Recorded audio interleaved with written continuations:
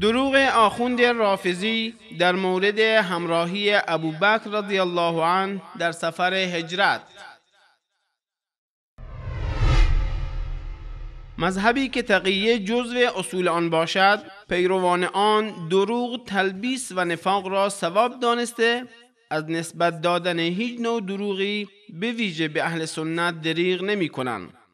با وجود اینکه سلسله از دروغها و تلبیسهای آخوندان رافضی توسط شبکه وصال حق کشف و برملا گردید، باز هم آنها از این کار دست بر نداشته بیشرمانه به ارتکاب این عمل ضد اسلامی و ضد اخلاقی می پردازند.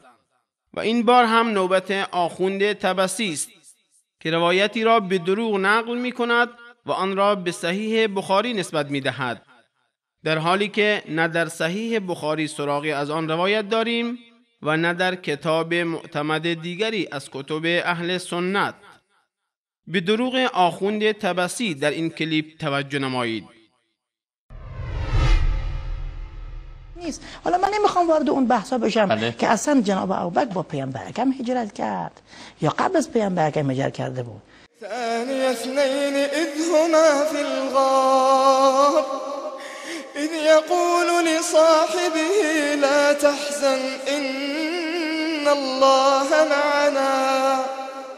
آخه وقتی که سالم بن ابی حذیفه تو خود کتاب بخاری و جای دیگه هست، سالم بن ابی حذیفه کان یؤم الناس قبل از آمدن یعنی پیامبر اکرم به مدینه، در قبا جناب سالم بن ابی حذیفه امامت میکرد، یعنی منتظر یعنی گروه اولی که رفتن برای هجرت امامت میکرد و فیهم ابوبکر و عمر.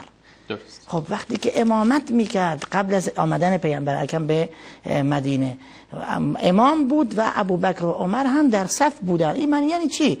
یعنی اینا اصلا همراه پیامبر اکرم بله نبودن قبل از پیامبر اکرم آمدن برای. حالا من وارد این بحث نمیخوام بشم. فقط آخوند رافضی، لطفاً برای بینندگان ما این روایت را از صحیح بخاری و یا از یکی از کتب صحاح سته اهل سنت ثابت نمایید. و هرگز نمیتواند ثابت کند، زیرا چنین روایتی وجود ندارد. این آخوند دروغ میگوید.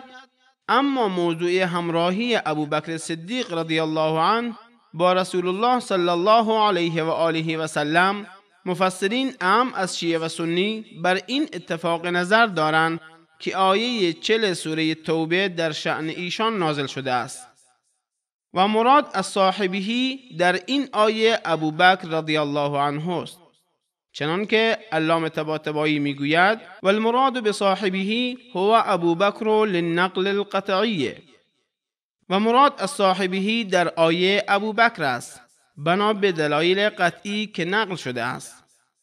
الله متعال میفرماید إلا تنصروه فقد نصره الله إذ أخرجه الذين كفروا ثاني